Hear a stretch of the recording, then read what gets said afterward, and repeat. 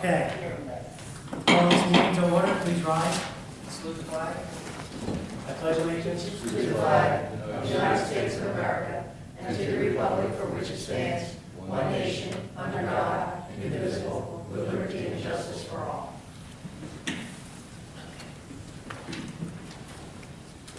Joyce, roll call, please.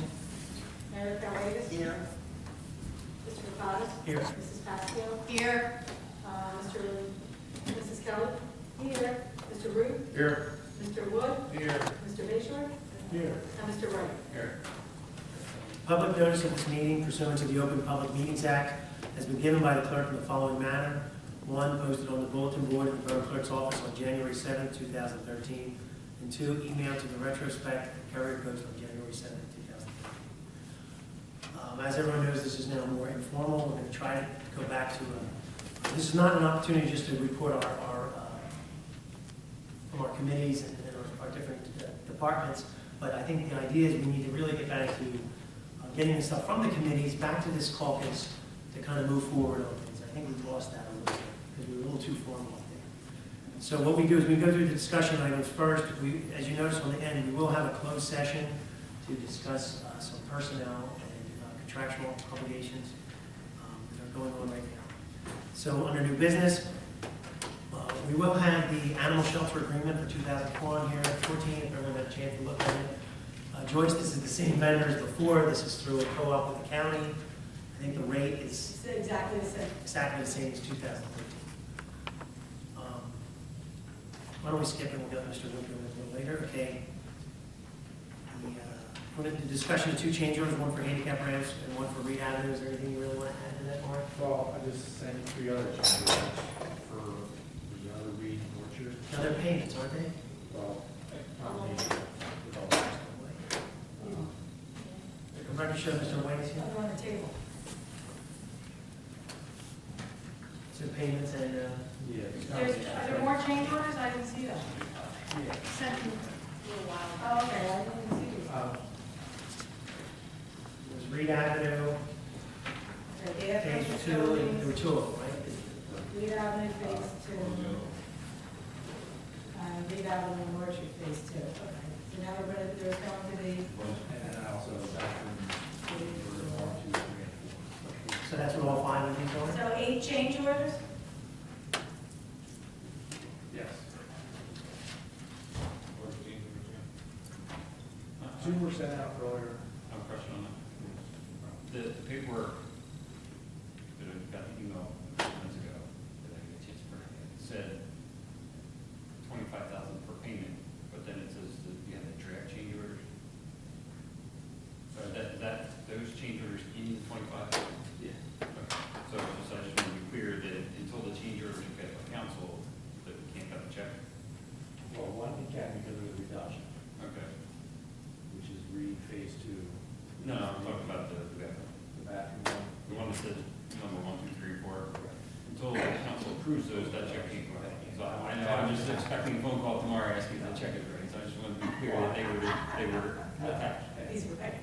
Must get paid. No, I understand that part, I'm telling you that I just want to be clear, so when the phone rings tomorrow morning. Yes, that's correct. All right. But Reed Phase 2 was actually a deed lot. Right, no, that one, that's a different story. And Reed Orchard was a $14,000 increase because we had some issues there, so that one has to pass before you can pay that value. Okay. The other, Don, you got those, is that in your packet, another 2 that were already originally? Yeah. Those for Reed Phase 1? Mm-hmm.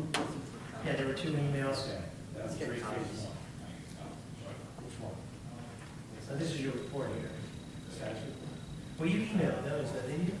Yeah, but I wasn't sure what I got, so I tried bringing stuff with me. Well, we can come back to you if you want to, we'll jump back. We're jumping around a little bit. Discussion on process of granting temporary use permits. Do you want to at least explain what happened with us on the use permit and just say that that goes back to the planning board, I guess? Yeah, There was some confusion in the past. in the past, apparently, council had issued, approved, I don't know what word we should use, something called a temporary use permit for the selling of trees, I think, which was a nice thought.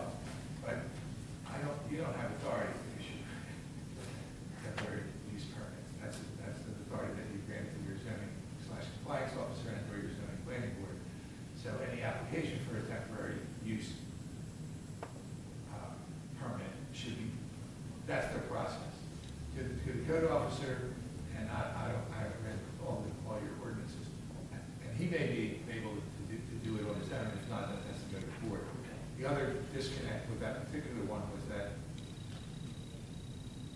was this the one where it wasn't an owner, nor was. Well, that was a separate issue. We've now, for the past 4 years or 5 years, we've granted a temporary use permit on a property on East Shade Road. All we're gonna do moving forward is, it is a permitted use, I believe, but it will have to go in front of the planning board every year. That's all we're doing.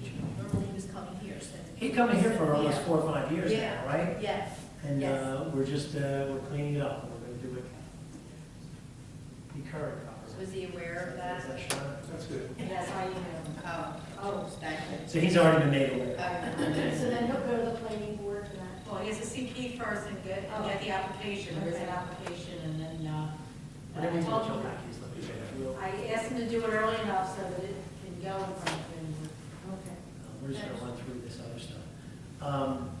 Rich, you wanna just give a brief on the discussion of holiday pay? Well, that should be in a closed session, right? Okay, so we'll do that under closed. Just under, we received a letter from Andrew Viola requesting to be considered for the prosecutor. That's just under communications. Our RFPs are going out right now. Planning board already sent theirs out, and I think ours are going out. Be in the newspaper on Thursday. There you go. That'll be available on our website. Thursday, Thanksgiving, or Thursday next week? Friday. And then 2 resolutions exempting properties for taxes. This is the veteran, disabled veterans. This is approved by the assessor. We just have to Totally do it. exempt. And then public hearing for ordinance 1320 vacating the portion of Detmar Terrace. I think we've already had first reading on that. I think we had first. Yeah. Okay, so this will be second reading.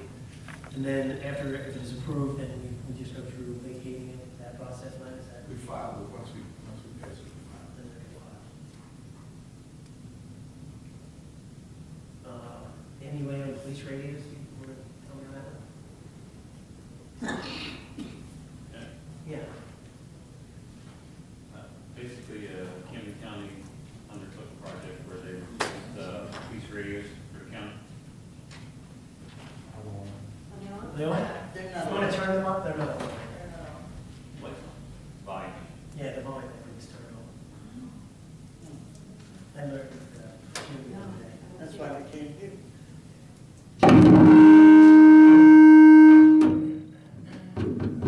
That's better. So basically, as part of the project where the county replaced the radios, they asked all the municipalities that they provided radios to pass this agreement. So we already have the radios, it's in service, the new system. So we have the radios, this is just an agreement with us and the county. Correct. Does it say that they own the radios? What happens if a radio breaks? Are they responsible? No. No. We're responsible for maintain that. a piece. There's How a much? 2-year $4,000 a piece. That's for the portables, the mobiles are $6,000. And they gave us all these. Right, we're responsible. We're responsible to maintain them, and if they should break, we're ready to replace them. However, it's a 2-year warranty for the issues through Motorola. There's a 2-year warranty. So what we need to do, in essence, is to maintain them properly as we use them, not, try to see if they bounce and do things that people don't have to do with phones. And if there's a major problem, it's going to be covered by the warranty. But other than that maintenance cost, there's going to cost, I read the draft resolution that they've asked us to consider. It's perfectly fine. A little after the fact, but it's okay. One question. Chief, did they replace one for one? I mean, do we have sufficient? I'll talk to you later. We did well. We did okay? Okay, that's fine. Okay. And we need one happy. Chapter 159, 2011 tonnage grant. We've got to check in this week for the Oh, the tonnage grant. Their program is like 2 years behind, so this is the time we get the check. It's just the funding cycle that they're funding is 2011. We have to accept it. Correct, inserted into the budget. All right, so let's jump back up to the 3 draft ordinances. Review those.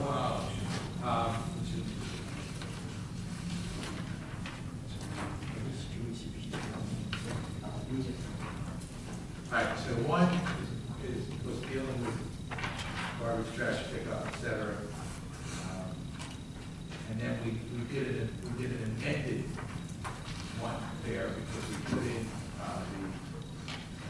the issue about medical waste in that ordinance. So that, because that seemed to be a logical place to do it, we're going to amend that, the medical waste component just briefly, because we want to describe better what their responsibility is. We're not happy with it. It says hypodermic needles must be placed in a secure metal container. What we're going to do is say if they're not secure, disposed of properly, then we're going to have the right to stop collecting their trash until such time that they enroll themselves in the safety. Usually on medical basis, take care of their own medical waste. We're not worried so much about commercial. Product. Residents. People with kids with diabetes, they need to get rid of all the needles. So, I'll change that one section that deals with the medical waste. So, now the other thing that some of the other districts do is, and I just heard a data case, I think it's worth considering, is that they put, a series of fines for violation, because it's silly to say you have to do this, you can't enforce it, other than stopping the trash. So, it's $100 for the first offense, second, $200 for the second offense, up to, it doesn't have to be that, $300 for the third, and anything subsequent. So I think that would be logical and sensible for us to add that to that ordinance and have all be in your hands before Tuesday. And how do we monitor this? Somebody will tell us whoever's collecting the trash. Yeah, we would assume that our men would tell us. That's how it started. Yeah, We had a well, complaint. no more besides, it's getting in their trash. Can we not fine a person for the first offense? It says up to. Oh, okay. It says up to. First of all, you don't have to cite them. I think You can say, look, you violated it, we're giving you a warning, we're not going to consider this, we're not going to cite you this time, but the next time you do it, it's the first offense, it's going to cost you $100. Right. If I may, my understanding on the origin of the current issue is that it's, in the past, people may have been given the impression that they, and I think that was the rule that they told you to do, was to put it in a plastic container. The plastic containers then end up in the trucks. We might not even see it. The trucks end up at the recycling transfer station, and they end up coming across these things, and they trace it through the batches back to Runnemede. So they basically have put us on notice. We have an idea of a few just based on our past incidences, but what they're telling us is. Rich, this stuff gets burned, isn't that true? You're gonna tell me they don't put any? No, it's not medical trash, waste it's necessary? recycling. Oh, they're putting in the recycle? Right, because they're putting it in a can, like Or whatever. glass. We can always We want the proper. do our best to try. Right, but the first step in the process is when they come back to us and say, well, do you have a policy? Yeah, we need a And we say policy. no, then we have to have a compliant policy. Then if we continue to find it, then we have to try and track it down. And our goal here is to get this ordinance cleaned up. We'll have first reading at the first meeting in December, and then we have another public meeting at the end of the month where We can carry it over the year? We can't carry it over. So we have to get it read in the first week of December and then read at the last At week. the end of December, we always have Because it's a new council, so we can't carry anything over. So when will this ordinance go into effect? We go into effect in January. January 1st? A question for Joyce, if I may. Is the handout, the document that you were talking about today from Public Works regarding trash and all that stuff, the one from John that's in Publisher, Oh, does that include this type of, what type of no, it information? doesn't. You want to get that included? We might want to, if we're putting something out to the public and preparing it now, even though the ordinance isn't in effect, it's still the rule. I mean, we should probably put it in there. In our sewer bills that go out, we can add this, the recycling tonnage. That's not for the ordinance, no, it's the public notice. I got it. Okay. And the other one deals with erecting fences that are over 6 feet, which will require a permit, costing $65. And in that same ordinance, it talks about 25 square feet. Permit has to be issued by the building official. And that 25 square feet is surface area on one side, and you have to be 106 feet off the ground. Yeah, it's a $65 fee.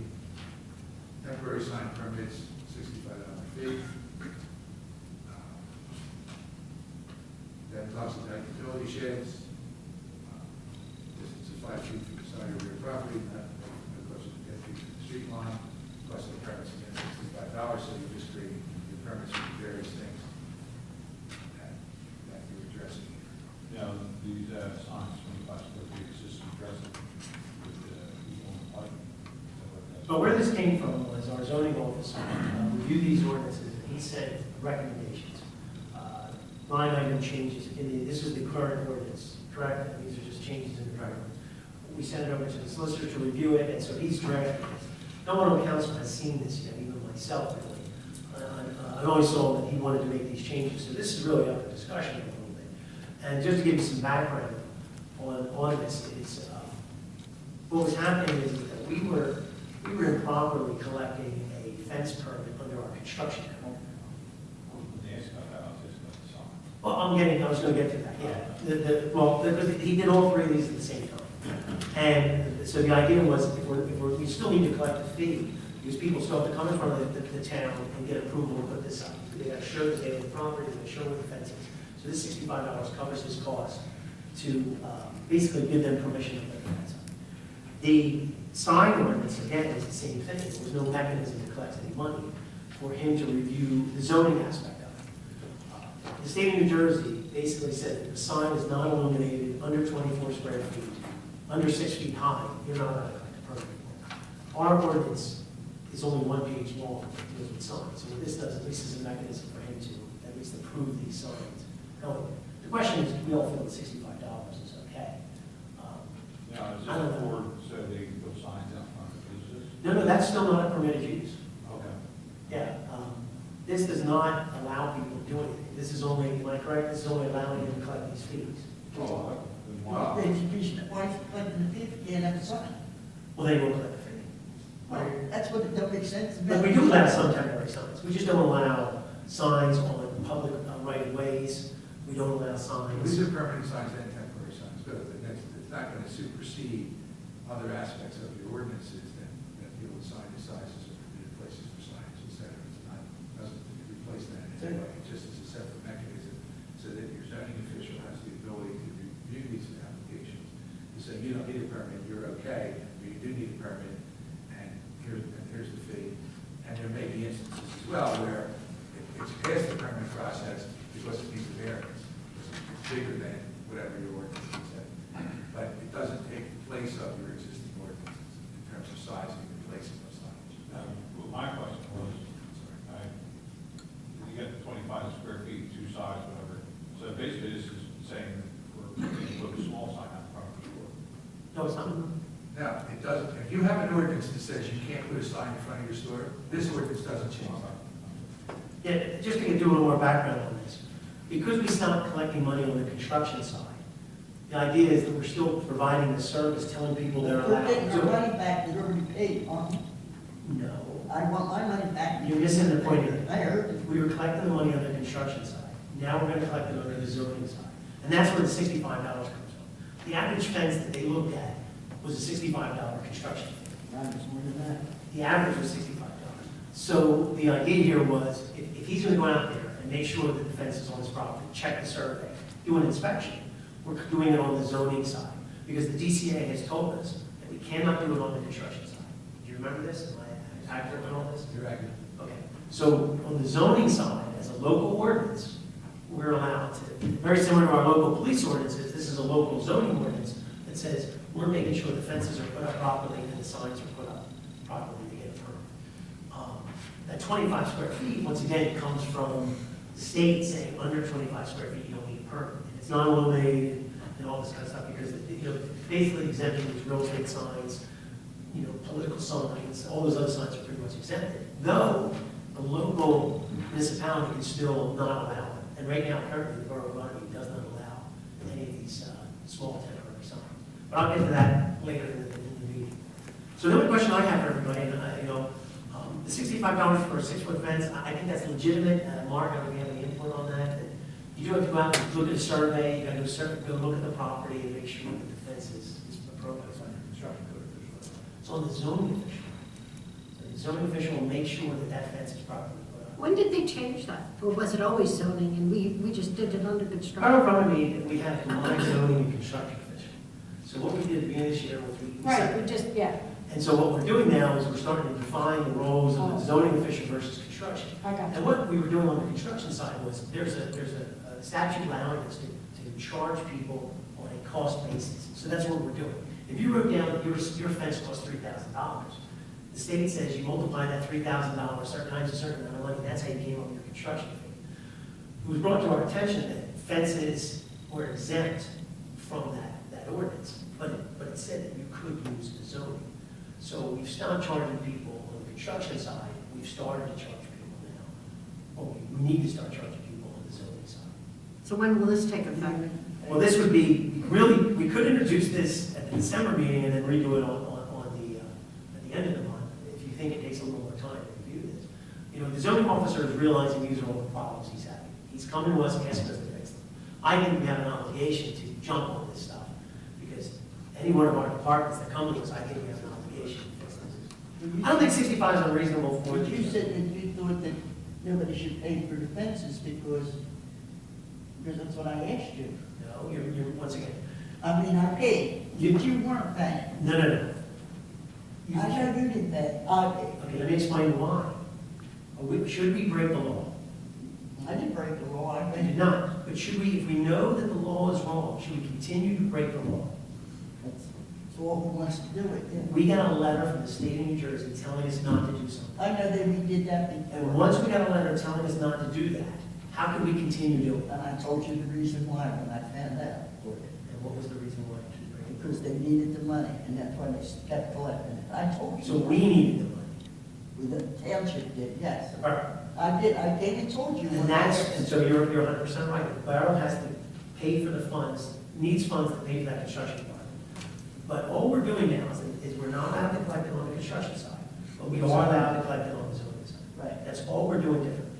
right. The money stays in the borough and it pays for us to tell our residents that that fence is in the right spot. And they have to pay to have it put up. Yeah, if they want to put it up themselves, if they want. No, but they have to pay if they put a fence up. If they put a fence up, they have to get a zoning permit only. Think about that. Then they don't pay for that?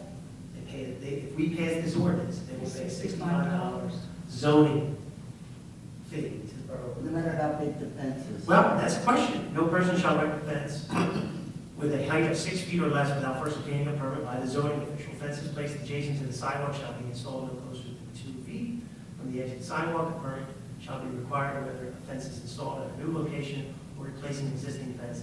Cost of the application, the permit shall be $65.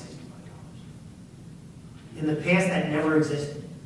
All that existed was a construction fee that took the amount that you wrote on your permit and multiplied it out. Or whatever. They will not be doing a construction anymore. So this simplifies the process. They don't need to get a construction, they just simply need to do it. Only on the zoning side.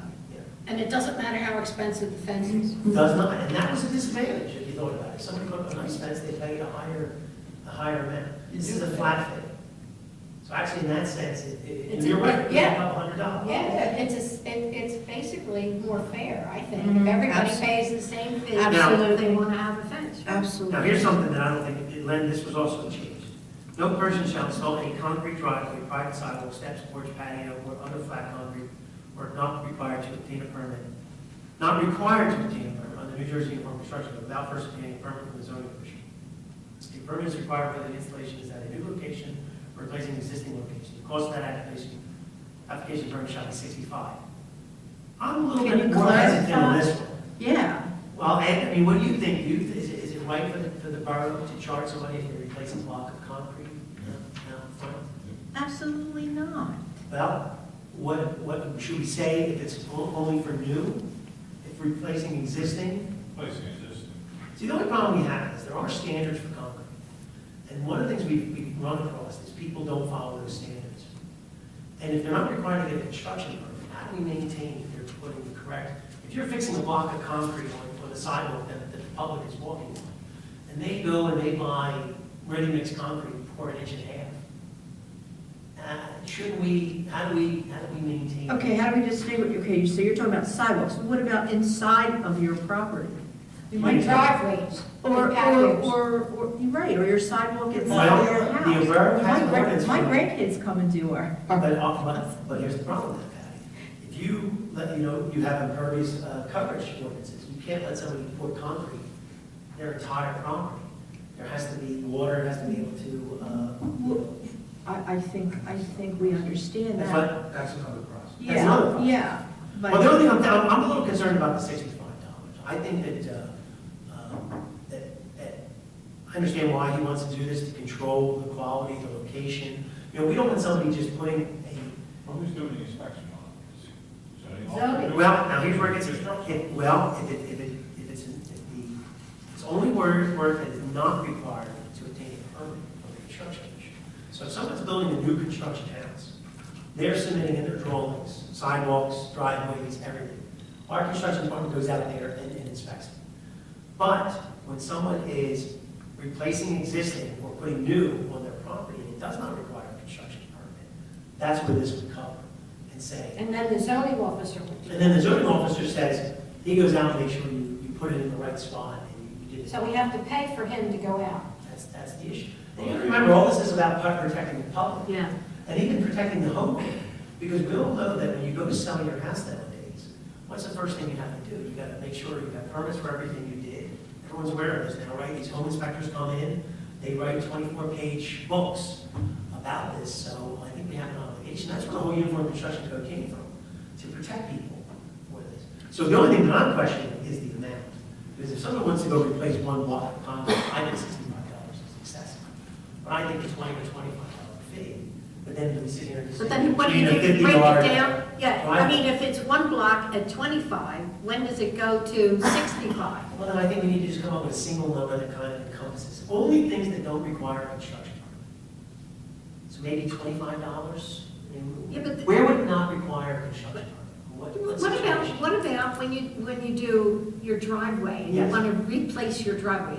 It's like falling apart, so you Yes. want to put a new driveway in. I think you should pay a minimum of $25.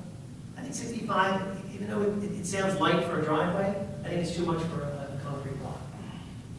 I agree. But here's the only thing though with the driveway. Think about what we just said. Somebody's replacing an existing driveway. If they don't pull a permit, what's to stop them from being too big, from not doing the right size, from not pouring the wrong depth of concrete, from not having the apron, Yeah, the correct yeah. apron, the correct slope, Right, right. those kind of things. We allow people to do their own work, but there has to be at least a small mechanism to make sure that it's doing it properly. So if we do Yeah. $25 for whatever, I'm saying for whatever. It may be low for a driveway, but I think that the sidewalk is what I'm thinking about. well, What were you going to say, Mark? Since we're talking about sidewalks, I understand that if somebody's going to do new construction, build a house on a corner property, there's nothing that says that builder has to put a sidewalk on the side of the property. It does. Did you change it recently? No, it was always. Then why do we have a house up on the top of 3rd and Irish Hill that there's no sidewalk on the side? It's pre-existing. And it may not have been, What do you the mean law says it pre-existing? What has do you to mean happen. pre-existing? Because there was never a sidewalk there before? We're talking about an ordinance, that's two separate things, but we do require sidewalks. There was a house that was built brand new. Why was he made to put a sidewalk on the side? Now you're gonna go another, What happens is it goes, 80 years, 100 years without construction code sidewalk? official. I would complain. So It here's, doesn't make any sense. here's Why what- would here's we what you make it have. that way? Hold on. Or change here's the what you ordinance? have. You have 4, 5, 6 things in this subsection. Concrete driveways, private sidewalks, steps, porch, patio, or other flat concrete work. So what you might want to consider, I'm just listening to everybody's talking, is to have this in 2 parts, and I'll make these up. If you're going to install a sidewalk, steps, then it's X. If you're going to do driveway or porch or patio, then it's Y. I mean, I think that might be a little bit more equitable. That kind of answers your concern, but at the same time doesn't give somebody free lunch. Well, how about square footage? I guess more complicated. They were trying to keep it simple. This is only a zoning permit.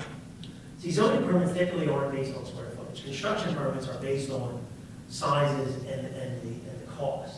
Zoning is basically just saying you're allowed to do this. That's all zoning is doing, is that it's permitted. What do you think? How about 25 and 50? When they don't- Yeah, I like that, that's a good one. 25 for sidewalks and then 50 for sidewalks.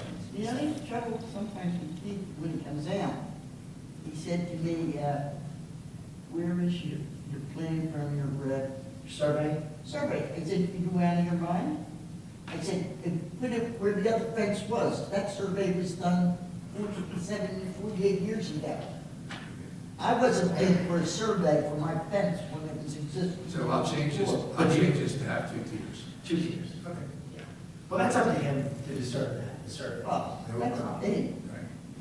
We want people to fix their property. We want people to fix their property, but we don't want it to do, we don't want it, and we do want them to do it properly.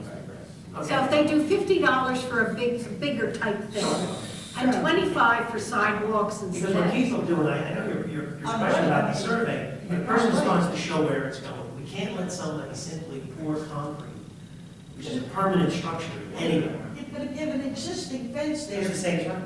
Yeah, Well, there's a lot of fences that are not right. Well, I hope all of you want something done and you find it. Okay, let's get to the sign real quick. The only no, I mean, I'm a little subjective on this. $65 is, it's nice to have a zoning fee. 65, once again, the example I can give you is, it doesn't take into consideration the scope of the job. Right. So maybe something a little bit less. The only reason I say that is my own personal experience. Most zoning fees, all they're doing is making sure that you're allowed to do what you're doing. It's really not much more than that. All we're doing is we're compensating the cost that it's costing us for him to open the book, read it, and make sure that that sign's allowed. 65 is not, it's not like he necessarily has to go out to the property. He can simply open the book and say, this is a permitted use. So, somebody, I don't really, I would say that a more fair fee is somewhere between 25 and 50 is more fair.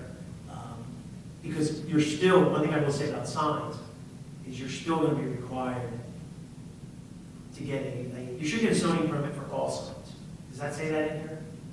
All signs should require a zoning. No, it says nothing to do with anything, that's what you're only talking about, what you're talking about. Zoning is not referenced to here at all. Well, this should be zoning. This is For signs? This is just for an application. See, most municipalities, they Well, I charge, shouldn't say zoning, but it's a zoning permit. it says construction official permit. There's Well, not- that one says construction official. Typically what happens is you get approval for doing something. So that's zoning. I don't care if you want to build a house, you want to put a sign up, you want to put a pool in. So zoning will tells you what you're allowed to do. They read the book for you, they tell you what it is. There's usually a form. So make sure that you're the property owner, that you have the right to do what you're doing. Some towns actually even take it to the next extent and make the property owner sign a letter saying, I'm authorizing this work to be done. Because think about this, people are renting properties and things like that. You want landlord approval, or owner approval. And then, so the zoning basically says you're allowed to do this. Think of our zoning board, you're allowed to do this.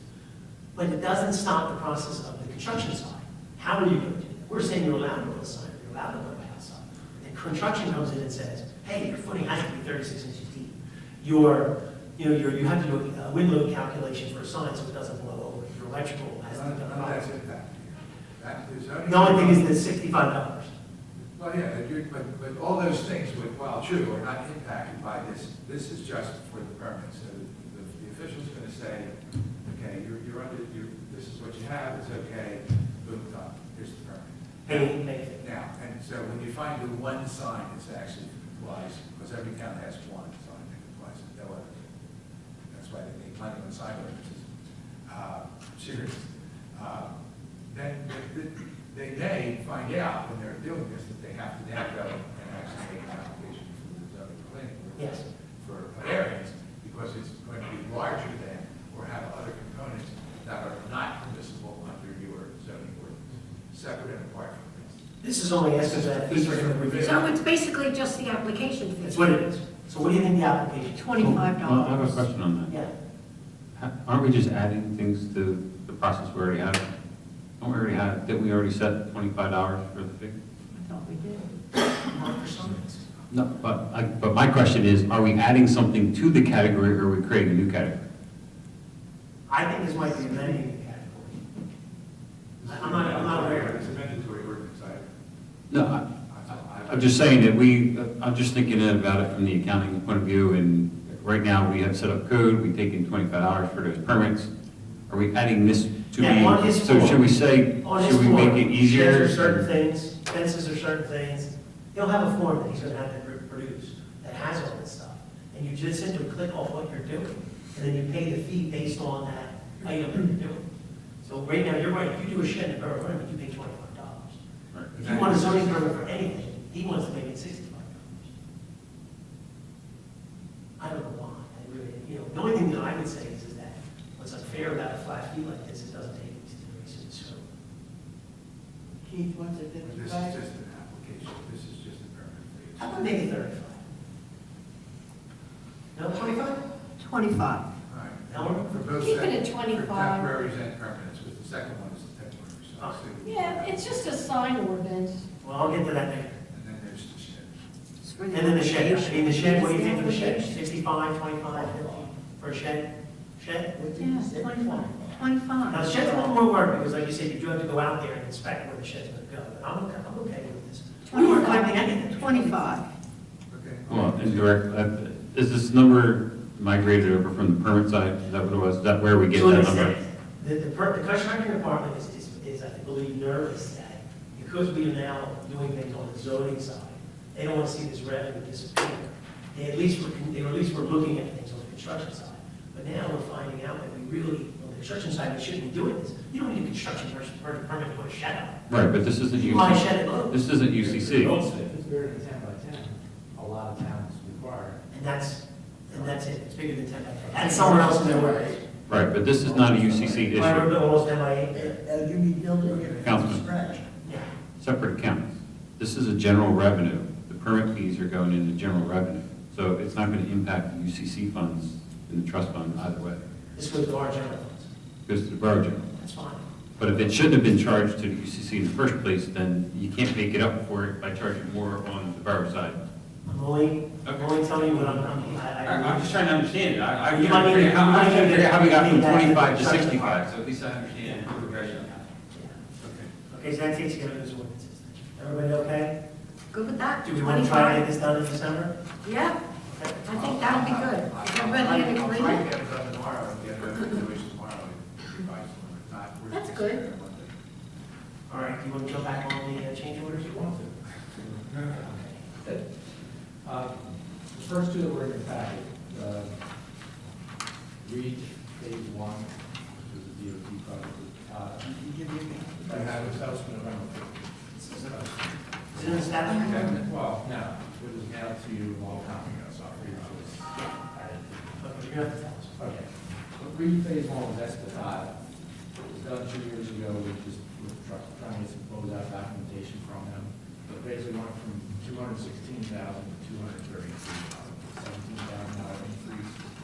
And that was previously, that project was going to be a mill overlay, over the mill, we got into dirt, so we're going to use it to fix it. So that's, Thank you. No And question. that was approved at the time to yeah, do it. yeah, we all knew about it, just, this is just formalizing what we had to Okay, do. Rich, you're okay with all these? For that one? What did it jump up to? 233, 140.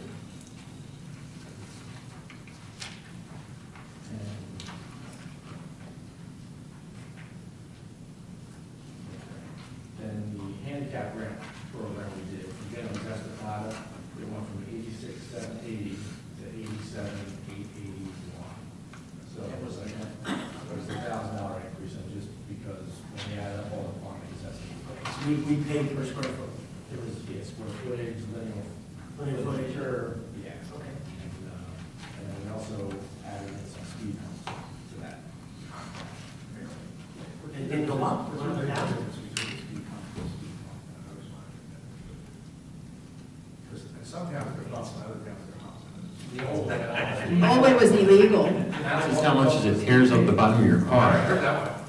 Most of the ground are just, you know, 6 inches wide. Bumps. And higher is like 10 inches. And then the table has. Well, that's a table. Yeah. That's a table where you drive up. Oh, yeah, That's a real, Especially your suspension and all that. what street is that? So that is the handicap. Oh, in Haddonfield has it. Oh, yeah. Lincoln Avenue, I think. Oh, yeah. So then I have one Three that's sent out tables. today, which were pay out, combination of payment applications and change orders. We had the Reed and Orchard project with landlord, which went from 203,909 to 217,473. Part of that was we added the crosswalk at the church. We had some extra work, and also we had some excavation issues. We had some soft areas on Orchard that we had to excavate. So that was the issue that. On the, do we do destruction in the parking lot? No, no, the priest, Holy Child Parish did that. Construct the crosswalks. They didn't like shop, did they? Yeah, they did, yeah, they did nice. The other, so that was a $13,000 increase. 5,000 of that was actually our fault, and that our planning quantity for surface course for the concrete gutter, we miscalculated. We only had 35 yards and it ended up being 70. So. this- Some of that won't fly. Yeah, exactly. So it's 2 feet wide. It's Oh. length and forgot the long. And so that was, so it wasn't any extra work, it was just work within the contract. It's just unfortunately the contract was off by $5,000. So overall, that job went very smoothly. These numbers, if I recall, most of these numbers are all numbers came below what we estimated were these costs. I think we've been doing real work, well, in concrete. And then the other one is DOT Reed Phase 2, which is Landberg again, and that's actually a reduction from 202,486 down to 196,104, which is a 3% reduction. And why is that? It's just, we have some different work built into it, just to cover in case we hit soft spots that we just, we can use all our everywhere Okay. farms. So, yeah. So you write this check?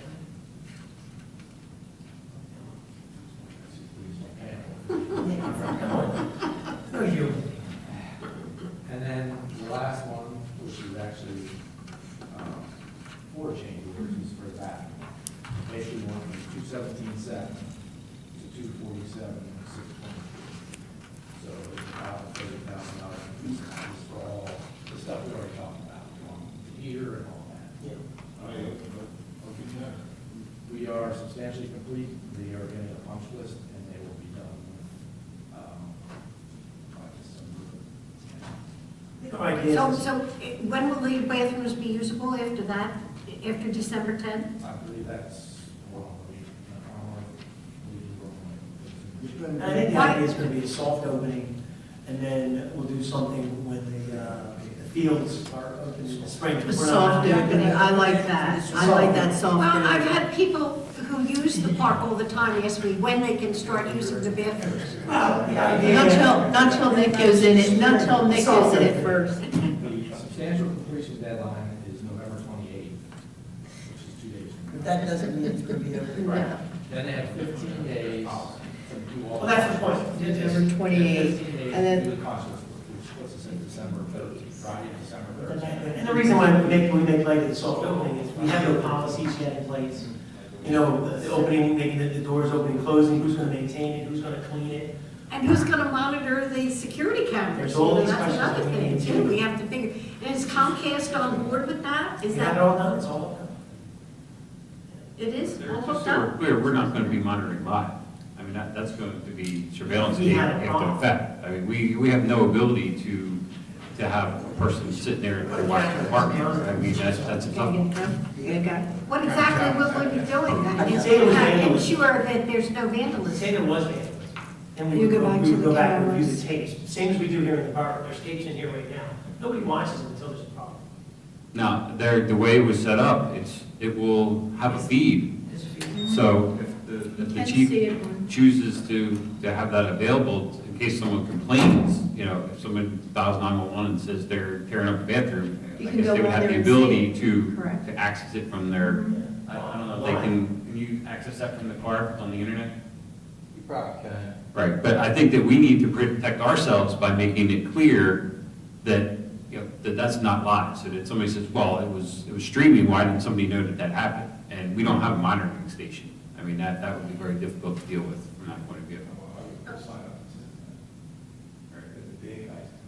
Yeah, what kind of signage are we gonna put up there Well, we might need to put a little bit about the, you know, This, these premises are on 24-hour surveillance, surveillance. yeah. That's all. 24-hour surveillance? That's all. We can do that through the public. So that's not the same as monitoring, is that correct? On one hand, it's semantics, I would kick that off of the legal, because we, you know, But I we think don't the have the argument is we ability don't to wanna have tell somebody people- looking. We have the ability at any time for our police department to watch it. So if the chief feels that his department needs to keep an eye on that, he can watch it 24 hours a day, if he wanted to. Thanks. But at least we're protected in case there's vandalism. We can look at the tapes, is this correct? Yeah. We can look at the tapes and see who perpetrated it. Yes. Right. I mean, the only thing that I've seen regarding that is a bill for Comcast, so I have no idea how that process will work or what the capabilities are. That would be part of, I guess, the turnover from the contractors to provide that. That's why we need a soft opening. To get all our. Who puts the signs that Are you gonna like, female up the and ribbon, male? we're gonna walk into the bathroom? I mean, Bathrooms, is that? can you hurry up You know here? what you're doing? If they don't know, Joel's looking at it. Yeah, You should have a male and female. yeah, you have to. Ladies and gentlemen. Uh-huh. If I have to, I'll give you a Signs. male and female. Ladies and To gentlemen. avoid any. Men and women. So Oh, men and women. So the last three I talked about, I emailed out. Yes. If anybody wants a copy of any of those. You did email them. I have them here just because they got checked. I didn't bring me. So if you want any of those three, I have them here. And the other, I just want to check on, because of last month's election, I wasn't here because it was on Wednesday. Did Steve talk about the diamond construction change order for the soccer fields? Was that on the agenda? About putting more soil and that kind of Yes, thing? he did talk We about did that. talk about that. Was that approved or was What that? did we do last month, Rich? We did a change order for the soccer field. What was that? I believe that was the one. Okay, I just want to Was make it sure. irrigation? Yeah. He did talk about that. Okay. We did Oh, okay. pass that. Yes, yeah, okay. I just want So to. that's been approved and you still feel pretty confident about the springtime? Okay, that's all I have. Because I thought it was this one that was breaking up. It was this, I thought it was this. I think it's in your box, the copy of the change. I haven't. I did it first. Which one is this? We haven't done. Okay, so the only thing before I monopolize Can I just go back to something? Yeah, please. The ordinance, H, it says, all garbage, rubbish, garbage recycling containers upon any property within the limits of the borough, not placed for the collection pursuant to statute 316-5, shall not be stored in the front yard of any property with front yard as defined in statute 395-4. Point B. Where you at? That was passed I'm over- last year. Right, That's well, good. were we gonna Yeah. tweak that a little? We did want to tweak it. Is that part of the garbage ordinance right now? Is that? Well, It's where they keep their trash cans. On, I think what we need to do corner is we need to property. define corner property. Right, I that's, think we have to exempt corner property. Because you see them from both sides, you see them from Well, both, corner properties don't have two front yards, that's what a corner property is. so it could be on the side. No, it's not, doesn't have a side. They have So- to. they're considered two So front the ordinance yards. says you can't have your trash in the front yard, so where do you? So you have, They'd have to put it on one of the, so if this is the property, okay, and here's the house, these are the streets, okay, they'd have to put it here or here, Mhm. because this and this is the front. But here's the thing, our Right. ordinance doesn't say front. What's it The say? ordinance says visible. What's this ordinance say? What we'll just read. Did he change it? Is it no, I don't think, no, I don't, he's not changing it, he's saying pursuit. Here, Change preventing he's just saying that this is saying the same, and I thought that we would want to tweak that, because it doesn't matter wherever you are, you see No, I'm those, sorry. you see those garbage and trash cans. Did you Oh, see? he must have Yeah. amended it, because he used to say visible. There is an amendment there. I'm sorry. It doesn't say I visible thought that there. was in- It doesn't say visible anymore. It used to say visible. Okay, And visible was a problem, so Keith fixed it. Yard of any. Okay. Yeah, that's okay, it's not, Okay. not from the front yard, but visible was the Okay, problem. visible was the word, the magic word, okay. Yeah, because once you hit the property line, it's in the side. You, is that, you agree? I do. Once it hits, Of any once it property. hits that imaginary line, Right. Back here. it's in the, it's not the front yard, is that how we define it? This is not, Yeah, there's two fronts and two backs, there's no sides. Strange. yeah, you're right, Strange. he was having complaints about that. Yeah. Okay.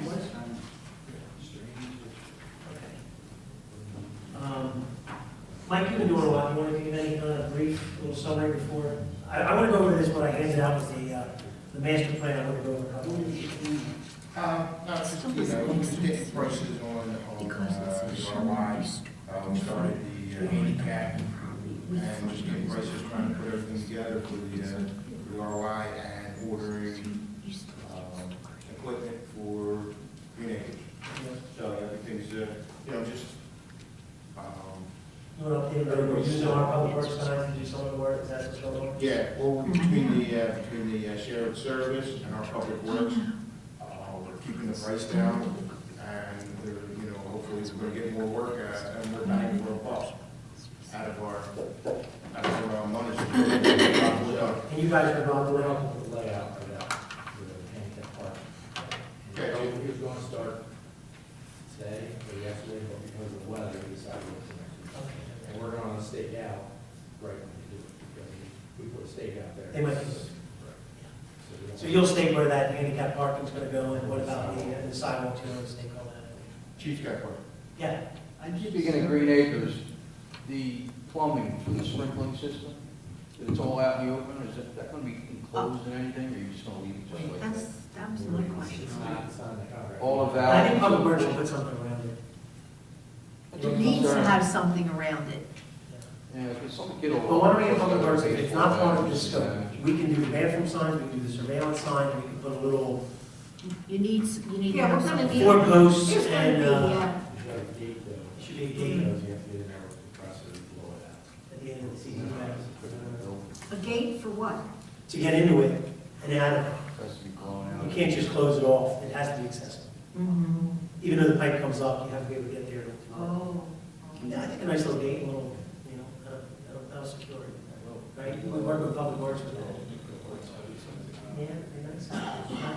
So it's, Some, right? it says, you know what? Yeah, You know what they're doing? They're just saying, Oh, they okay. I was looking into it, because I'm not down there, didn't know what's going on around this river. And I took a survey down there, people didn't know, and I asked them why, they have the gate locked. They locked the gate down there because the people there, that lived there, were taking their dogs over, opening the gate, letting their dogs run loose, do all their business, and leave. That's why they locked the gates. Yeah, I spoke to. I don't mean it to be smart, I spoke to Joe Roberts. Oh. He was the acting president, he's no longer. They're having a meeting Mhm. tonight, maybe? It's either tonight or tomorrow night, they're having a meeting, and they're going to discuss it. I talked to him briefly, and he gave me a couple reasons. Their reasoning was, one, the people, kids get in there, and you got your vandalism like everywhere else. They have problems with, he said there's only like 4 or 5 guys that work down there that keep the softball field going. So they're not capable of coming the day of or like before a game and lining the field. So they do it the night before, and then they like to have it locked up to preserve the field for the following game. So, they had all the same reasons why the RYAA wants to lock up their fields. Yeah. But they just have the capability of doing it, so they've done it, and they've done it for years. So he's gonna get back to me with what they discussed about. I'm sure it's just gonna come back as like, this is what we're doing, and we're keeping it locked. So then at that point, I think we, as council, need to discuss, do we wanna force them to do something? Do we just take their word? And, And we might have to send someone down there to cite these people to let their dog loose Yeah. and do their business there. I agree. I mean, it's no matter not what fair. field, what's out there, no matter what fields, you see kids you know, kids will do what kids, you don't want kids to do, and obviously dogs will do, and And people out there. grown-ups do it too, they just So- don't wanna think they're. Yeah. That's So what just, this you morning know, I was gonna get. me personally, I feel they have the opportunity to lock it up, and they're preserving their, Are we talking about the two small fields too, or just one? well, it's one big field, it's only, Yeah. there's an opening. Yeah, it's one, they got the big field, the nice field that they really take care of, and then the two back fields, they are used. The one field wasn't used because of T-ball, they didn't have enough for T-ball last year, so, but they used the one up by the basketball court. And, you know, so it's just the way it is, that's whether we want to change it or not, because there is no agreement, we have no agreement with softball. Joyce checked on it, we have no agreement, so. What is it? We own the property, but there's no lease to them? There's no lease? No, it wasn't written, Just a, it's just a it's house agreement, stand. like Yeah. Little League. No, we don't have one for softball. There's no lease, there's no, Well, I thought there was a lease with the RY. There was. softball's not there. Yeah, We're it's talking an about organization. softball, Runnemede girls Okay, softball. so there's no lease with, Correct. is there a reason why there was never lease given to them? I'm only 46 years old, Mrs. Kelly, so. Way Sure, it back. started way before that. Yeah, way back in the 40s probably. No, in the 50s. Yes. And so is the We girls. don't know idea. And your name isn't. I just- Is that something that we should look at? Yeah. Maybe go into a lease agreement with these people? Sometimes. I think that's, It doesn't make any difference, just. that's our responsibility as, What's responsible for what? Okay. I'm happy to. I agree. No. And the RY needs to be changed too, their lease needs to be changed, because it's ridiculous. Yeah. And what Len was just saying was exactly that. We need something defined oh, that yeah. protects the I thought there borough. was. Honestly, I thought there was a lease agreement. Yeah. Well, Like, the whole thing with softball just flies under the radar, they don't bother nobody, they don't do It's nothing. to take care of, they maintain Yeah. it. And Much smaller.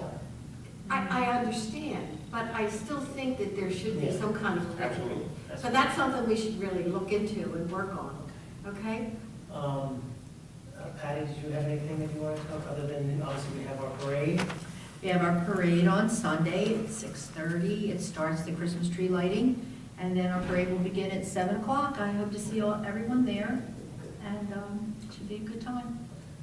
Okay, I'm looking forward to that too, Yes. Patty. I attended the Thanksgiving service that Calvary Church had. And at the service, several times during the service, the pastor acknowledged the fact that the town had given them the use of that building for all these months. And I had so many people come up to me and say, thank you for letting us use this. As council member, I went there as a council When member. are they So it was very, moving back into the church? well, they were putting the new plumbing in that day and laying the mortars, the Yeah. mortar and the brick, not brick, but, Did the VFW? Block. yeah, the block. Oh, And yeah. I understand Frank Williams was very instrumental in getting all that Yeah. done. So they hope to be in by Christmas, Nice. and they were very grateful.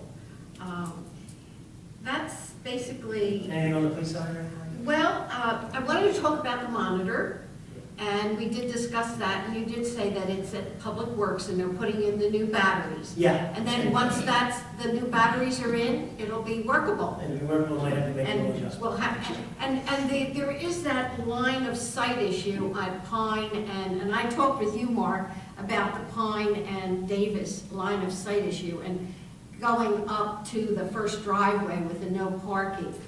How can we get that moving? Because that's the last I talked with you about it. And it's the north side, but I'd like to have that ordinance looked at. I can put a letter together for a recommendation, and then it'll just take two workers for you. Okay, So we just have to pass it. thank you, Mark. You can't do ordinances for December and January. We don't. want- That's all right. I think just, but, well, we're gonna meet Tuesday, and we're gonna meet sometime before the end of the year for bill paying, so we're just gonna put an additional item on that agenda, just whatever. If you want to try to get it done, it's not enough time. I mean, I don't think it's a real contentious issue. If you can get it It's done so not. it can be read on Tuesday, it's gonna get approved before the end of the year. If not, if we can't read it, we would miss the first reading anyway. There was some update on the issues that you brought up, right? Does that get resolved, that stop sign got put up, no parking, the yellow He painting? said no. Because we found out, right, then you find out that all that stuff needed to be done, and it somehow got taken down. Yeah. Yeah, what we'll do is make sure that Public Works gets that, to do all that. That was all Public Works, right? We don't have to do anything as a council action. Okay. Yeah, I'll remind her, she hopefully will get here soon. Now, what about the e-tickets? Uh, If you want me to read it. The e-tickets, the situation with the e-tickets, has that been I told you she'll resolved, the have- e-tickets? E-ticket, she's talking about. The e-ticket system is not compatible with the current software, is that the right way to explain it? It is, but they just have to work on it. Okay, it's not functioning present, so I guess they're. They're still writing, They're Chief, going are they back still and writing forth. tickets or what? Well, the system's been down for a while. They're writing by hand, right? Yeah, they have been writing by Do you, hand. what do you think, is it canceled, sir? What's the problem? Email this man, said, would you please? Yeah, it is. I Don't think know. she thinks we still do Nobody reports. seems to, at Chris had it Caucus. worked for a day or two and stopped working again. Have you called the software people? When originally when we purchased this, it was a company from North Jersey came down, they installed systems. For some reason, every time we call now, somebody in Florida, and they're doing everything remotely. We need somebody here. They try and walk Chris Robinson through because he's a tech. And he had it corrected, but we're not sure whether it happened the same day that the RMS people were here. And that's the day that the e-ticket system went out. So I don't know if they touched some kind of setting that affected it, but we're still working on it. This is frustrating. Belmar has the same e-ticket, and they seem to be having They're a having problem. the same problem? No, they're not. They're not. Mark, the only thing I'll jump in on this is when we had a public safety meeting, one of the things we discussed was that some of the vehicles didn't have e-ticket machines in them. Correct. So Captain Daly got a price from the vendor who has the e-tickets in our machine right now, in our vehicles right now. How is it that, and I'm looking up. No, that's from the company for the record. No, this is an older quote. This is a quote from about 4 weeks ago. 2 weeks. 2 weeks ago? 2 weeks ago, we had a quote from the company that you're talking about, and they said that they could very quickly come up and put those 4 other machines in. Remember seeing that? But what if they're not working? I mean. Well, my point though is he's saying that they don't come up.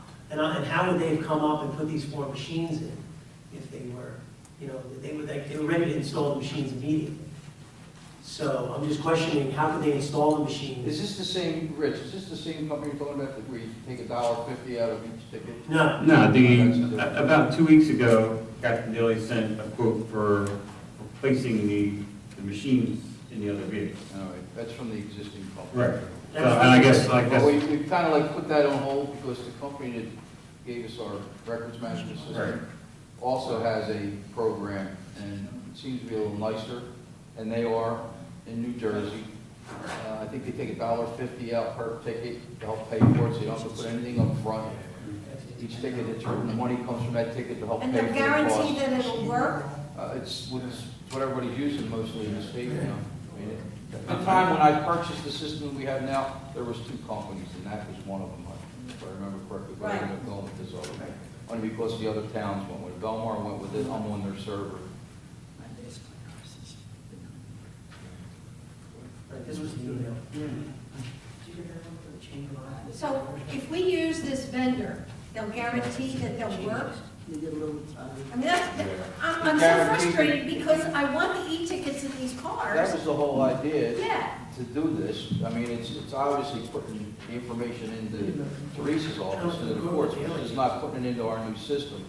And I think they're waiting to hear some kind of response from this company that's in Florida to work with them to get it to work. Okay. Now, whether or not they're gonna do it because they're competitors, Well, here's the Eventually, thing. I'll phase this guy out in Florida and Do decide. we want to continue to work with these people or do we want to go with somebody I new? have no choice right now. Systems aren't that old. I don't have any choice. Oh. Right, but if I may, I don't think we want to buy more machines with the current company. Well, No, we're not. Hold on a second, though. The company is located at 1036 Industrial Drive, West Berlin, New Jersey. And it's tactical public safety, next generation technologies, public safety, Captain Paul Daly, the date, course, there's no dating, which I always love. This was for 3 new Zebra e-tickets, let me see, October 25th. So on October 25th, we got a quote for 3 Zebra e-ticket citation, 4 rugged mobile printers, 4 USB serial battery, mobile power Zebra pack, installation. The whole was All right, let me $3,200. stop you right there, just forget that right now, because we met with somebody since then, maybe about a week and a half ago, and it's the RMS company. They have that system to offer. That's older. Why all of a sudden is this no good? I just don't understand. Because I think if you see what we have for the other company, I think you're going to agree that that might be the better way to go. That's what we have in the car now. And these are the ones that aren't This working? is the one that we're having But problems these with. are the ones that work for how long? No, they're not working. They're not compatible with the current system, I think. Is that what we're hearing? Is that? They claim they can get them compatible, they're just waiting for the company to reach out to them so they can work together and get the system working. I think I'm on the same page, so I'm trying to go back and forth. But the problem, to the best that I've been able to come up with, that it seems to be, based on what I have, that when we switch to the new software, is when we start having problems with the old RIM system. Or not the RIM system, the old e-ticket system. Right.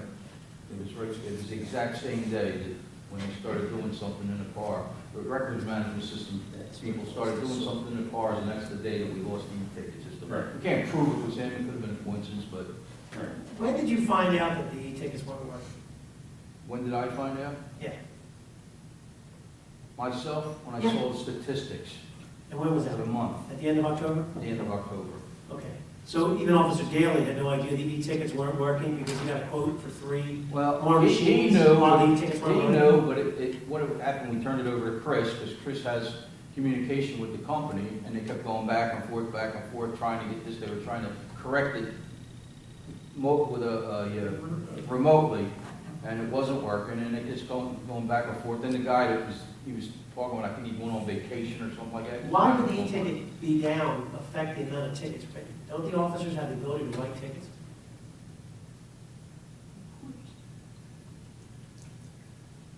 We'll talk. Huh? Talk This is about the this, not opportunity. now. I mean, they have the opportunity to write tickets, though. They The do. ticket doesn't stop them They from do. writing a ticket. They can write a manual like the old days. Yeah, so the e-ticket machine only makes their job easier. But it doesn't stop them from writing a ticket. You're right. Okay. Okay. I'm just, like I said, October 25th, we got a price for 3 new machines. We had a public safety meeting, we were never told the e-tickets were down. And then all of a sudden now, we're being lobbied to buy a new software program that we only found out in the past. And the reason I'm questioning it is, why do we want to go with a vendor who's not reliable? I don't necessarily believe that.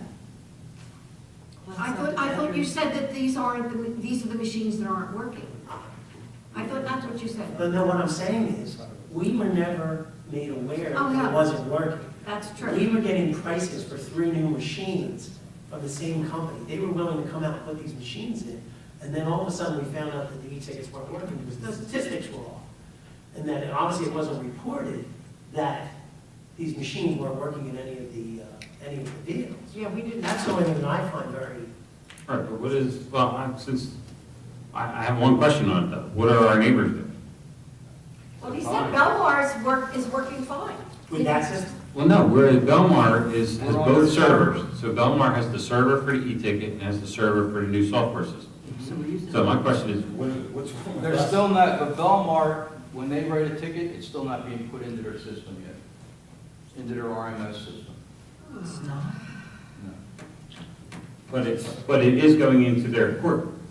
It is going in court just like ours. Well, ours doesn't go, we haven't had one go into court since October 5th, I guess, since we haven't Since the written. system went down. So I guess that's my point, is that I guess to answer that question, the other towns that we work with, I would like to have a solution to this. I agree. Can somebody give me a solution? I'm very frustrated because I wanted e-tickets in all these cars, and I wanted these guys writing tickets, and I wanted to get the relief from they're overloaded from, Miss Harper says how much work she has to do with putting tickets in E-tickets manually. manually makes it more E-tickets work. would take a load of work off of her, and I'm very frustrated because we're not able to do that. I So think we need to- what's the The solution? solution is, I think council needs to do a little investigation to find out the backstory on why the machines have been down for the past 7 weeks. Well, no, but even if it's a vendor issue, we have a legal avenue to force them to fix I agree. the problem. I mean, And I'm curious why they would try to sell us 3 more machines if their existing machines aren't working. I can't answer that I part, think but that's very, It's a good sound. although very sound. although the flip side is, because I did get the 2-cent version of it, it is on the new system, It's the computer system, I understood. that if you have a car that doesn't have a lot of use writing tickets, the paying just $3 per ticket sounds appealing. But I think we need a little bit more data to go with that, because do we still have to buy the stock for the paper and stuff like that? You know, is it really $3 per ticket, or is there other costs that's associated with it? It might be a better option to have, to pay $3 a ticket until the machine is paid off. You know, are we gonna be able to use both, or is it either or, so that we have to lose our investment, like the chief said, in the ones that we have in the cars already? Are we arguing that the e-tickets were broken? I think they're separate The system issues. went online? or- I'm not arguing anything. Yeah. I think we have separate issues here. The first issue is, do we dump the system we have and say that we take the loss and go with the new system? But I think if we're going to go that route or consider it, we need to know all the data, and I have the quote, and it doesn't really have any information in it. I don't know how many e-tickets we're going to write per car, you know, what the payoff is on each vehicle. If every single vehicle is going to have it, or just, there's a lot more to it to make that call. Yeah, I think we need to do a little more work on this. I don't know what to tell you. You know, It's just so it's frustrating. only been brought to our attention recently, and I think the question is, do we buy this new software? Do we stay with the old software? But we don't have enough data to make an intelligent decision on this, so. You did talk with another vendor, and you think that this vendor will be able to get us up and running and be effective? It's guaranteed? Just for the record, the other vendor is our new software vendor. Is that not the same company? Yep. So, So, But Belmar's still using the old e-tickets. I don't know if it's the same company, but it's somebody that they've worked with, and it does work. I know it works. well, It's can't info they look share. at that? We can. right, well, that was my point, is do we take the loss on the equipment that we have now to go with the new system? But of course, the vendor is going to tell you that it works with their system. And we need to see that it's worked somewhere else. But similar to, if you take a totally different topic, if you asked me today if I wanted to buy a new copier and then pay for maintenance, or buy a copier under state contract for cost per copy where I just pay for the copies, I would recommend to council that we go for the cost per copy. So that concept is not a bad concept. It's just a question of, is $3 the right price? And that's where we need the data to make sure we're not paying really $10,000 for a $700 e-ticket machine. Yes. Rather than rush into I don't this, think we're going to see the answer tonight. I know, I don't want to rush into this. I want it to be solved, and I Correct. want the vendor to be able to guarantee that it Correct. will work with our software. That's all I'm asking. Correct. I don't think it's a lot. No. Mr. White, did you have anything else? Mr. Wright, did you have anything? No? Okay. What I gave everybody before we go into closed session is, Master plan. oh, Do you want me to read Yes. this back? Yeah. Beth emailed this to me this afternoon, because she knew she wouldn't get it. Oh, on okay. time. She just wanted everybody to remember that recycling on the east side would have been on Thursday, so it was moved to Friday. yes. The men are working Or on Friday. Friday. Friday. And that side is Friday. Recycling's on Friday for us. The wreaths are on the light poles. Leaf pickup has been going well with the addition of the new leafer. She attended the League of Municipalities Convention one day to look at some equipment with Nick Reds. The concrete pads have been poured for the generators at the pump stations on 3rd Avenue and on Forest. And the generators will arrive in the next week or two, thanks to John and Pat for that. And she'll have more info at the council meeting. Good report. Hopefully what everybody has is a copy of the master plan recommendations, the draft copy from October 2010. I give this to everyone because I would like everyone to read it. It's 45 pages with appendix, and additional information. And I read it the other night, you can see all the tabs that I have. What this is that the borough is required by law to have its master plan reviewed every 6 years. So the borough took upon this task back in 2010. What you're looking at, though, is the draft resolution. This is not what was adopted by the council.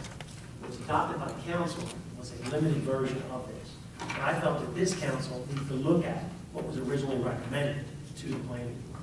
And the reason I bring it up is because many of our current problems are addressed in, and I'm talking about current problems, I'm talking about land use problems, are addressed in this document. So when we talk about, for example, our sign ordinance that was brought up tonight. Page, what If page? you go to Appendix E, the last one, draft sign regulations. There's No, I know pages. It's E. Appendix E, All the way in the back, I got it, Appendix E. all the way in the back, last like 10 pages. Draft sign regulations, okay. Please read all this, because what we paid for was for a professional to come in and give us their advice. One of the things that we have to look at is that when we're adopting ordinances, we rely on our solicitor to help us with the ordinances. When we're deciding on land use ordinances, we have to rely on a planner or an engineer to help us on those things. So each one of these levels of obligation that we have to rely on professionals to help. And who was the person that drafted This was this? a woman, her name is Leah Fury. Oh, Leah Fury Bruder, I see her. So And she Leah, worked for you? She worked for you, Mark? She does, she's vice president of charter planning, and she's currently on maternity leave. yes, so Leah came in front of the planning board. And one of the problems you'll see if you compare this to our current sign ordinance, our current sign ordinance is 1 page long. This new draft, as you can see, is about 10 pages long. And the reason it takes 10 pages to say all this stuff is because we do need to address temporary signs. We do need to address pylon signs, freestanding signs, all the different things. This was designed for the borough of Runnemede, but it was not adopted by council. So what I would like to see us read this, look at this, and decide on things. That helps. If you want to go online, compare it to our existing ordinance, look at what it is now, I think we need to discuss this. The next planning board meeting that we attend, I'm going to bring this up to the planning board and say, why did you guys not consider this draft regulations for the sign ordinance? There may be some things missing in it, so if that's the issue, I'd rather amend this than start from scratch again. And on that note, if you want to start at the beginning and just kind of open it up, get to page, and I'll tell you some of the things that I highlighted as I was reading it. If you get to page 13, you'll see the goals of this master plan review. Objectives, oriented and intense land use types, encourage the development of new public parking facilities adjacent to commercial areas and alleviate congestion. These are things that have been on our master plan since 1992. Oh, we've been talking about that. It's been on since 1992. And if you read the whole thing, Leah cites it. It says in 92 this was brought up. In 2010 it's been brought up. And she gives ideas to resolve these things. Coordinate plans for expanded school and library facilities with the land use plan. Coordinate and adequate fire protection through existing facilities, modernize equipment as necessary.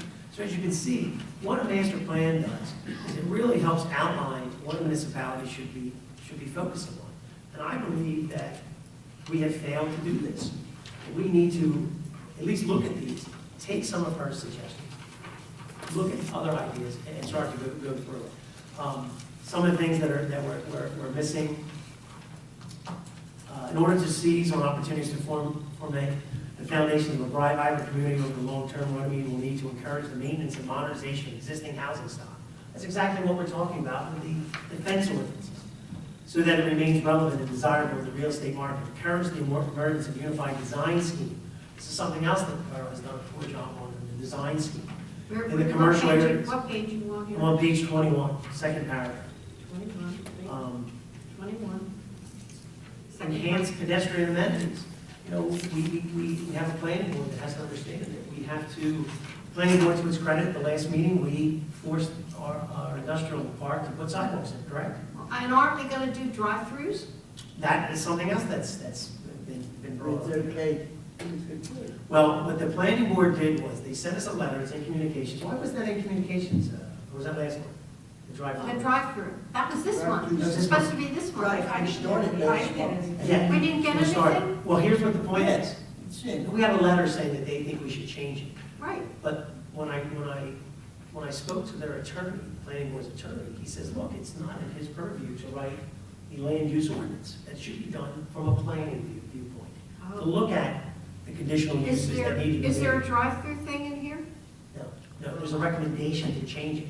She didn't, and if you get to the point, if you get to where she talks about drive-throughs, and I don't mean to belabor this all night, because I know how everybody feels about me talking too much. Well, you know, I think that this is important because we're looking. All right, outdoor diner, page Looking 36. ahead. Page 36. 36? Bottom paragraph, chapter 10. Outdoor dining. Outdoor dining is not currently permitted in the C1 zoning district. Same section also addresses drive-through and fast food restaurants. It is recommended that this section be rewritten to distinguish between different types of restaurants. Definition of restaurants and fast food restaurant, drive-through, drive-in may be added to section 39.5-4 to clarify what is meant by the various restaurant terms. The draft definitions are included. So she puts the draft definitions in. It is also recommended that this, the next page, the zoning ordinance be revised to permit outdoor dining in the commercial districts, and the outdoor seating is accessory, blah, blah, blah, get down, fast food and drive-through. But the problem is that the planning board at the time did not want to move forward on this. So we have no draft resolutions. What I would like this body to do is to authorize the planner to give us draft resolutions, so that we have something that can be brought to our solicitor, that he can review it for our part of this board, so that You we mean, can. we just can't do None drive-through, of these- we can't approve drive-throughs just like that? Now, it all stemmed from before when there No, that was. doesn't matter. But when she's saying, why can't we just do it? It's a process. No, it's a There's process. You can always amend. What's the process? You can always amend your zoning ordinance, but this is more than amending your zoning. This is a review and amendment of the overall master plan, which is, it's probably a more preferred way to make the changes than to just do one now, 2 months from now. Gotcha. So I think the way to proceed potentially is for everybody to look at this document and then to determine, you know what, we want to see a draft resolution for outside dining. We want to see a draft resolution for X and Y and Z. Rather than, Mark could do 67 resolutions if he reads this thing. You're not likely to say, you know, we want to do all of this. But I think you should narrow down those things that you think you want to do, and then authorize Mark's company to do those resolutions for you, so that you can see what they look like, and then we can go through the process of amending the master plan. And there may be many, many pages, that's what the point is. It's not simply saying, hit the gavel, who wants drive-through restaurants? What it is it could be 10 pages long. Well, it was my impression that once the planning board approved it and gave it to us, we could They do it. never submitted a resolution. They never gave us a draft So the ordinance. process back and forth between us and the planning board. That's right. All they said is, we think we should review it. Well, give an example of drive-through. There might be a stipulation on the size of the lot. You can't give a small lot. yeah, There's yeah, stipulations yeah, on yeah. what zones it would be in. And this ordinance would encompass all that. It would talk about the zones. It would In talk other words, about- it's not something we could just say, we want drive-throughs. Yeah, and there's an interaction process between you and the planning Yeah, board. so we also have the obligation to send stuff back to them. And you got the residents too. Right. Absolutely. Oh, There's yeah, public the residents, meetings. yeah. We're gonna have. They're not happy with drive-throughs, No, I know. yeah, the ones that live there. Yeah. So if you go through fast food restaurants, and the big issue that I really want to bring to the attention of everybody. Point of clarification, Yes. the draft review that you're looking at was done by Bob on behalf of Borough Council to present the planning. I just, I know. no, I'm just making sure we're all on the same page around here, that it wasn't Bach on behalf of the planning. It was zoning Bach on board, it was behalf Bach of the council. of Yes, but us. see, council really, all the council got back was the planning board's recommendations. What we're looking at now is the original draft, because I feel that we have an obligation to look at some of the things that weren't brought up, because all of a sudden, there's a new planning board right now. And they have a different idea, Yeah. and there's a new council right now. So there's different ideas about how things are going. So now all of a sudden, we've received a letter from the planning board saying they want us to look at outdoor dining and drive-through, and yet the planning board from 2-3 years ago didn't want to even touch it. No. So that's why I brought this back up for us to kind of look at it, but it's not as simple as us simply hitting the gavel and saying we will try. Not even anyone near that simple. The other thing that I want to bring up to this, What page, Nick? Didn't get there yet. He's getting there. You see, the yellow ones are the real bad ones, because I use red, although I didn't realize that I need something worse. We have an application currently in front of the. What planning page? board. It's I'm your on, page number. I'm not on the page number, I'm on addendum, or Appendix appendix D. D, Yeah, second page. Bulk and area regulations for the R3 zone. appendix A. Sorry. There's been a lot of talk about the standards that need to be set for townhouses. During this review process, the planner set the standards. But what happened was, recommended the standards to us. And if you get on the second page, I hope everybody's looking, this is very important. They set the standards, but yet when it came to council, the third column was eliminated. The third column, Yeah, get on there, if you get on there, you'll see. And what it does is it sets standards. townhouse units, where it says townhouse unit. Yes, it sets the standards. So if you recall, Why I was it eliminated? don't No one knows the answer. know. We don't know the answers. Planning board issue. So they sent it to It us. was either a mistake because it was never cited in a mission. and so- Or they were satisfied with it. Well, no, it's complete, you have the thing that says, you can have townhouses. And that's, there's no bulk standards, there's no nothing. So either the sentence, we can have townhouses was a mistake, or the failure to put in the bulk standards was a mistake. But one way or the other, there's a mistake. Yeah. And I don't believe that townhouses was necessarily a mistake, because if you read the R3 zone, what's that? You think so? I disagree with that. Okay, well, I'm gonna tell you why. Ben doesn't even want to discuss it, but I really don't have a problem discussing it. R3, the purpose of the R3 zone district is to provide medium-density residential areas in the periphery of the R1 residential district and to promote creative subdivision design that balances residential development with common open space. It's the intent of the R3 district to encourage cluster single-family and townhouse development types, but also to acknowledge and to permit existing multifamily developments within the zone. The R3 zone in the Borough of Runnemede is where the apartment buildings are. This is a more higher density area. The reason I bring this up is we have an application late. We can't change the law in the middle of the application. But I believe that we have an obligation to define the R3 zone better moving forward. The planning board will do its job, and I think they're doing a very good job with this application. But I will say that this person who is applying has on many occasions withdrawn his application. So if he withdraws again, I would like to be prepared in the future, so we have the standards. that well, we you have need. to make it, you need standards, number one. Yeah. Decision one is, in an R3 zone or a new zone to be created, do you want to have townhouses? Okay, answer, I'm making this all up there. Yes. Okay, so now we want to have this use. Now, do we want it to have to be an automatic use or some ancillary use? So you could have townhouses that would be ancillary uses in zone 1, 2, or 3, or whatever it might be. Once you get past whichever way you want to do it, then you have to define your bulk requirements in terms of overall square footage of the lot, so on and so forth, what the density component is, for how many units you can put on this particular one, an acre, and so on and so forth. Now, But it's a three-step process. The first part is, do you want to have that development in the community? Yes, okay. Do we want it to just be, it's going to be permitted in the R3 zone, and here are the requirements, that's perfectly fine. We're going to permit it in the R3 zone or the R2 zone, making this up every day, as a collateral ancillary use. So they would have to go in and get approval for the use. It's not an automatically granted use. And then, in any event, whatever happens in those middle things, you need to define as done here. And that's not what we have right now. We And have you no just have- definition. we have a word, You have a sentence that says, medium density. yeah, townhouses, but that doesn't tell you. Now, to give you a little background, there was a letter sent to council several years ago to define standards. Exactly, the only standards you have. Yeah, there was, 5-foot side yards. and standards were never set because there was an idea that townhouses were never supposed to be there. Now, Len, could you at least elaborate on one other issue? At one point, the planning board asked us to simply eliminate a permitted use, which was townhouses, which was in the ordinance, that was sent over by the planning board and approved by the council. And when it was brought to our attention this past year to remove the word townhouses, it was not that simple.